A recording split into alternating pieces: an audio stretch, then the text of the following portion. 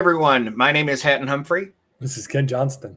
And this is the Front Porch Political Talk Show. We thank you for joining us.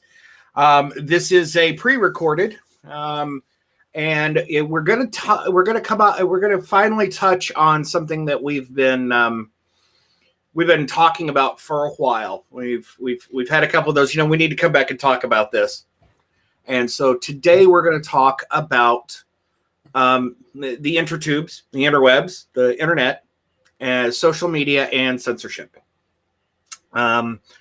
This is one that's kind of weird for us to talk about because we use Facebook and YouTube as our main distribution platforms. It's not like we're pushing this out on a website or anything. But I think we're safe because, unless they decide to do what they've done in some cases, and that is either I'm doing something wrong in the settings or something's getting flipped in definition. We've had a couple of videos that have been set as private, and I think that was a settings issue on my side. I'll claim that for now. But there are some definite instances, and we're going to talk about a few of them, where social media platforms have taken the executive decision, and by that I mean the corporate executive decision, to act on accounts running on their platforms. Right.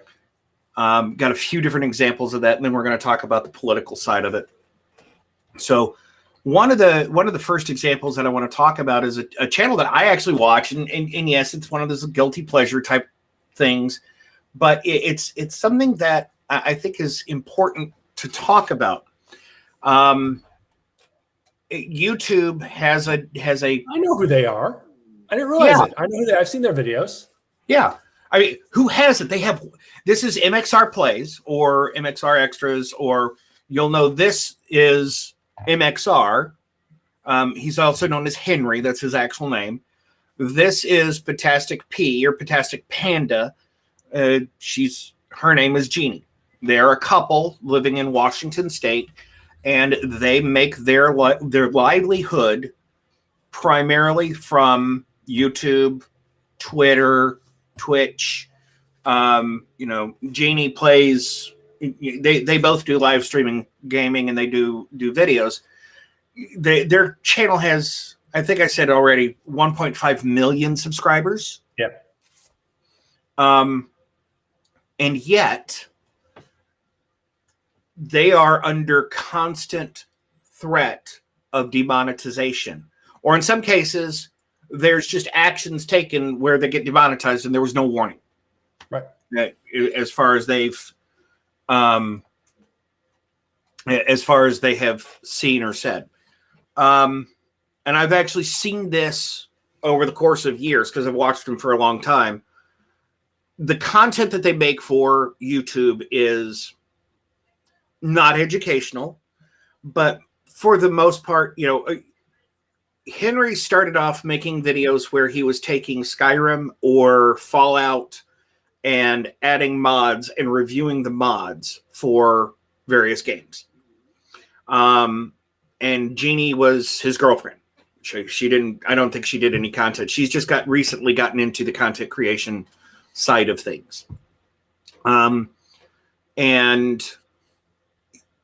they started doing, I think around the time COVID hit, maybe just after, they started doing this thing where they would share and talk about Reddit posts.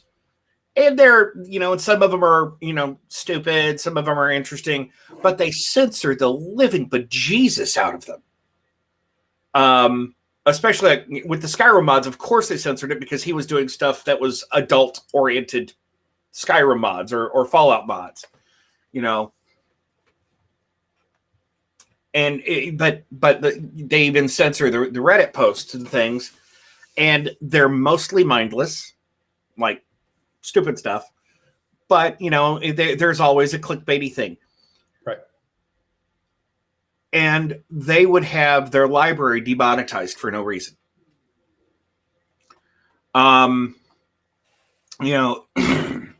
I've watched them for a while. They actually have their following. So every group, you know, like when you talk about Pentatonics, they have the Pentaholics. You know, Home Free has the Home Fries. The fans of MXR are known as the Crusaders. Okay.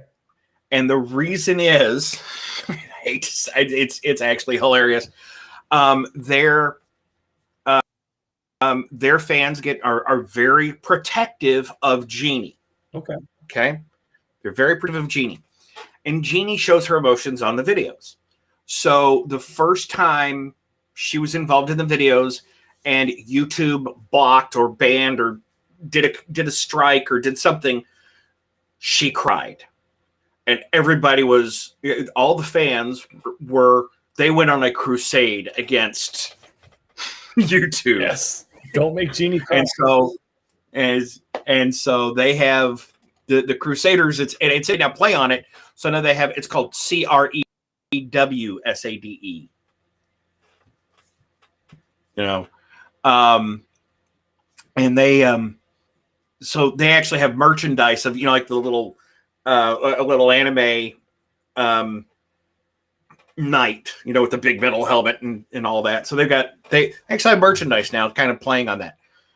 But here's an example of how far they go to censor things, how far the channel goes to block things so that YouTube doesn't demonetize a video. This is one of those videos where a toddler walks up to a naked mannequin and starts trying to milk or trying to nurse. That's where the mannequin. Oh, jeez.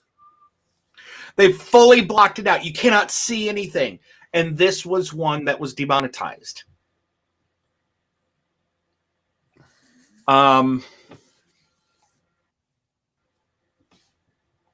Yeah, they are now required to wait for YouTube to approve their to videos? clear a video before they can actually monetize it.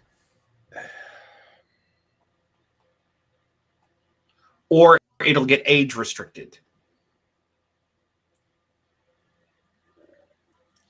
So there's a problem with the platforms, and it is two-sided, because if you take a platform that is as worldwide as YouTube and just say, you know what, upload whatever you want, and somebody has to report it for it to be, you know, flagged, well, that stuff can definitely fall through the cracks. Yes. The problem also is if someone reports it, it gets flagged. It could take a long time to get reviewed. Right. And anybody can report something. Right. So you got people going out headhunting certain creators just because they don't like them. Right. That's a problem too. And you know, the most recent thing. So this is them talking about. This article is about the couple talking about how YouTube has taken away their ability to instantly monetize their videos. The most recent thing that's happened to this couple is YouTube turned off their channel. Yeah. Turned it off. No strikes, no warnings, no messaging. Literally blocked the channel. It took time for it to come back. They managed to get it back, but this is a couple's livelihood. Right. This is the same as, you know, if you've got a store that you're selling stuff from, you know, for somebody to just come up and arbitrarily slap a lock on your door for 8, 10, 12, 24 hours, you've lost the revenue from that. And if somebody comes by and goes, oh, they must be closed, and never come back again, Yep. You know, these YouTube creators, these content creators thrive on the repeat visit. Yeah. You know, one of the things that I look at, you know, when I'm looking at our stats on YouTube, you know, we're going out on YouTube, is the number of subscribers we have, the number of, there's actually a stat that I can see that says how many people are watching the videos that are subscribed versus not subscribed. And that builds an audience, and YouTube will use that audience if ever we decide to monetize, which, for the record, we're not monetized on YouTube. We're not monetized on Facebook. We do this for fun. We don't even have a Patreon. We're not asking for money. We're sharing our opinions free of charge. That's why. What's that? Because we like these people. Yeah, exactly. But there's no recourse. No. And at what point do we have to ask the question of, I get that they're a private entity, but why do they, as a private business, aren't they supposed to have agreements with their creators? They do. They do. They don't have to follow these agreements? They have the right to change them at any notice, or change them at any time without notice. Well, at that point, if we ever get to that point, it will be time to say goodbye, because it is not too big to fail. You know what I mean? No. It just, and there's so many people with their hands in the cookie jar. There was a Twitch streamer who thought he was a deer. Yeah, she's a trans gamer, and they put her on the Okay, wait. There was a Twitch streamer who thought it was a deer, like yes. as in DEER, like whitetail. Yes.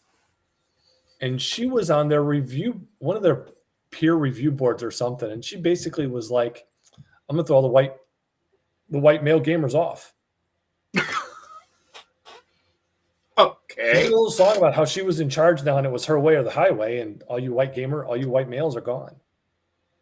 It's been a while since, I might be over exaggerating a little bit, but still, yeah.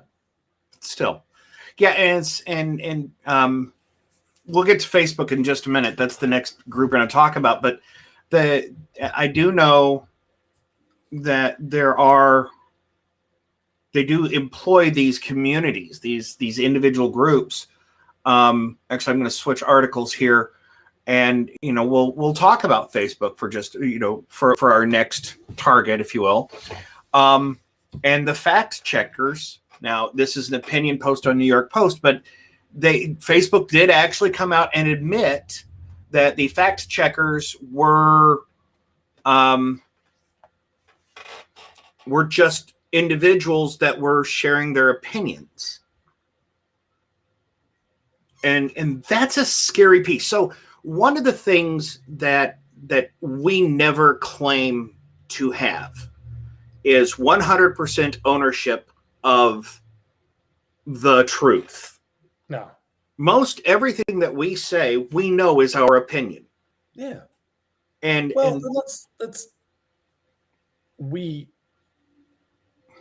we admit that. We discuss that. You and I repeatedly on the different incarnations of this conversation have said that ours isn't the only opinion. It's just the one that we happen to like.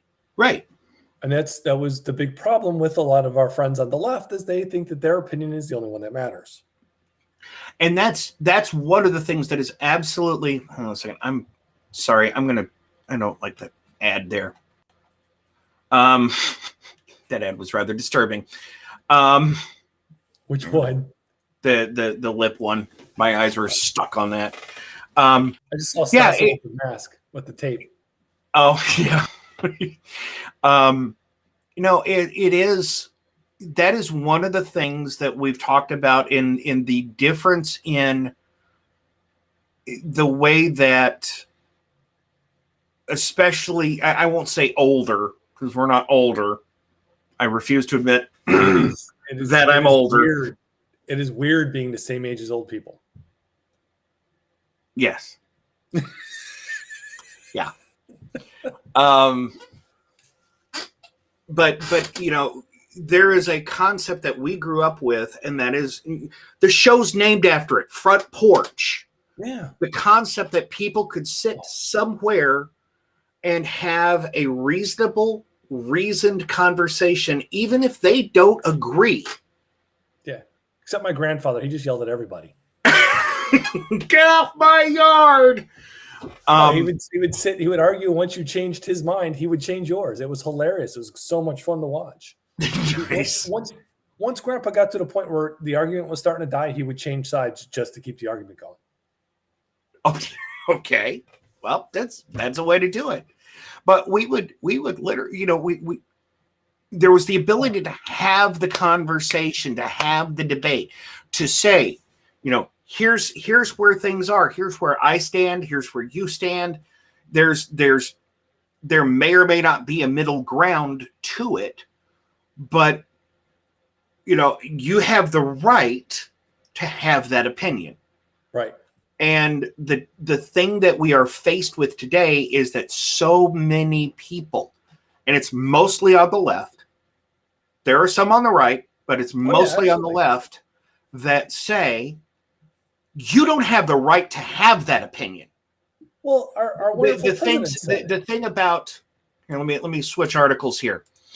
Go ahead. The thing about Facebook blocking posts on COVID-19, the thing about Twitter banning Donald Trump, the thing about YouTube blocking, videos by content creators, removes their ability to removes their right to have that opinion. Yeah. And that's what they're trying to do, Hat. Let's face facts.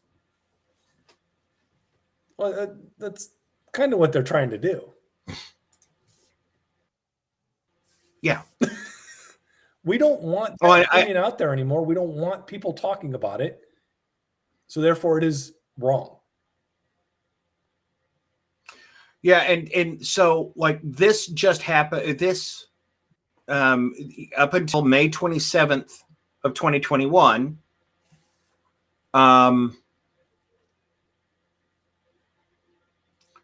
Facebook reversed its policy on blocking posts suggesting COVID-19 was man-made. And so they had AI logic written and grown to recognize text in posts on Facebook saying that COVID-19 was man-made. Yep. And they would either block the posts, or they would put a disclaimer under the link, which is maddening. Yeah. Because whether you agree with the concept that it was man-made or not, I'm on the fence. It's the same thing as the 2020 elections. There are fact checks put in place on whether the 2020 election was fair and equal and balanced. But the thing is you can make the statement that laws were changed, that there were things put in place, things that happened that caused a portion of the American public to say, wait a minute, something's not right here. But you can't even talk about that. You can't talk about that. No. Pennsylvania went completely against it. Was it Pennsylvania? I'm getting confused now. Maybe it was Wisconsin. But one of them is in their constitution that they can't do not mail in, but the drop off ballots. Yeah. One judge said they could. Right. It's a problem with our democracy. That's a problem with the Republic had. Yes. It's a problem of we made the comment about justices, especially about Supreme Court justices. You have constitutionalists that say that this is literally what's in the Constitution, therefore that's what we're going to interpret and say, versus the Constitution is a living, breathing document that has to be reinterpreted based on current events. That's two sides. I know. And the part of the problem is this is always the problem when it comes to communicating conservative messaging. There's too many words involved. Yeah. There's too many words involved. Yeah. And there's a media narrative. It's kind of like proving the negative. When did you stop beating your wife? It's all of a sudden that immediately puts you on the defensive. Right. And to have social media governed and managed by people that have decided that it is okay to block ideas because it doesn't fit a narrative, or tag ideas, not just block. You can post it, but we're going to put this fact check beyond it. You're lying. You're wrong. All of a sudden, this is. We're not saying that that we didn't put a man on the moon. We didn't say that the moon is made of cheese. We're not saying that the earth is flat. We're saying that there's enough either anecdotal or published information to make the American public question something. Yeah. We just did a video last week on masks. Do you know how many people have gotten in trouble in social media about masks? And it goes against the science. That's the problem. That's what's so weird about this. It's So, and you made a comment in that episode, that some people are warning that if we take off masks too soon, there's going to be people that are going to have anxiety issues with that. Yeah. Do you wonder why? No. I don't wonder why. So it is absolutely, we've got these tech giants that have brought their opinions, or the opinions of, I wouldn't even say of their advertisers, the opinions of the people they want to impress. Right.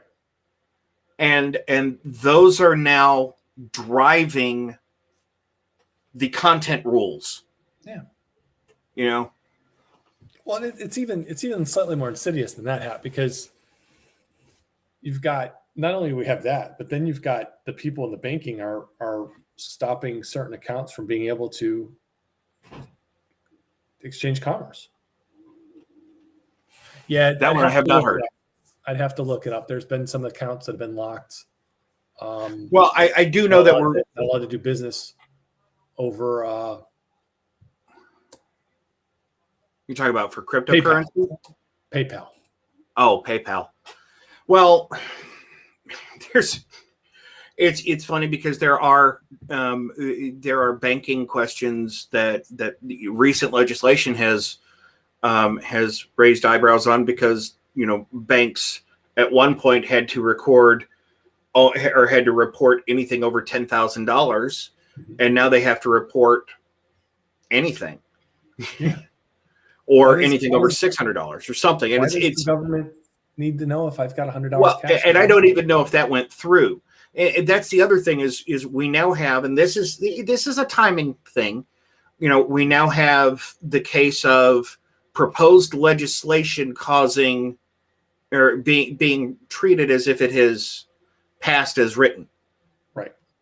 Which in some cases it hasn't. I don't even know if that legislation, that if that piece of writing that said that we have, that the banks have to report everything, ever even made it out of committee. I'd have to ask Rebecca. That's a research thing. It's kind of like, again, on our last political episode, we talked about the crack pipes. Yeah. And it's funny because you have to do your own research, because the Washington Beacon put up a news article. The Washington Beacon is a news outlet. They put up an article saying, "Hey, look what we found here, included in this 1.9 trillion spending thing is a $30 million grant that includes safe smoking kits so that crack users can get clean crack pipes from the government. And everybody went ballistic. Yeah. Well, they went ballistic because the Washington Beacon published it, not because the government's giving out crack pipes. So they went to, and I use Snopes occasionally, but Snopes is actually a Democrat sponsor. Yeah. Because and not because of this, but just because it's been published that they are. They actually did a fact check on it that it was mostly false. Mostly false. Mostly false. They didn't specifically say that they were going to purchase crack pipes in the legislation. They were going to create a safe smoking kit. No, the people that were explaining the safe smoking kit said that those are for crack pipes, and this is why we're doing free crack pipes. Mostly false. Mostly false. Hey, you said something that sparked a memory. A news organization. Mm-hmm. Was it the New York Times was banned by Twitter a year ago? One of the oldest newspapers in the nation.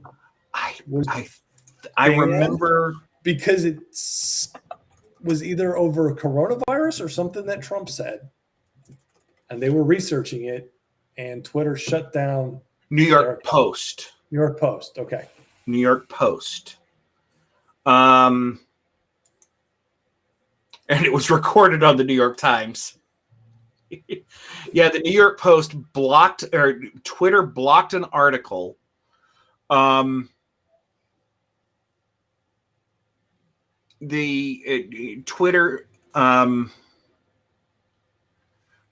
banned links to the article because the emails on which it was based may have been hacked and contained private information. What was the article though? I think it was about the Hunter Biden laptop. May have been. Yeah.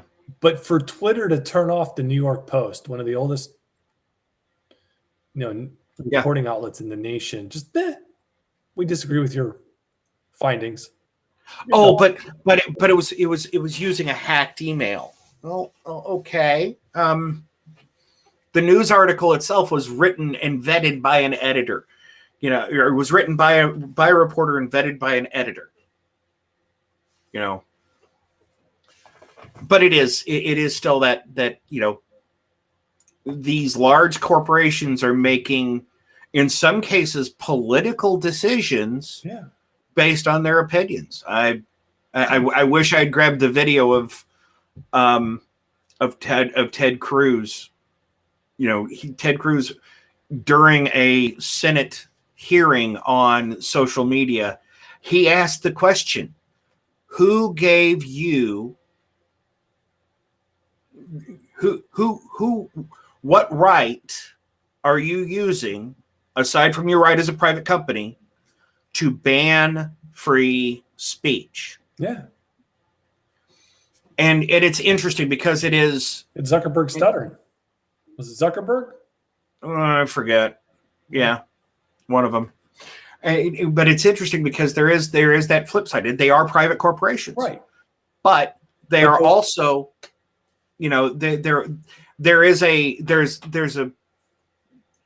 hard decision to make, saying, okay, do we use government to force a social media to do something because we don't like what they're doing? Yeah, it's a weird spot, man.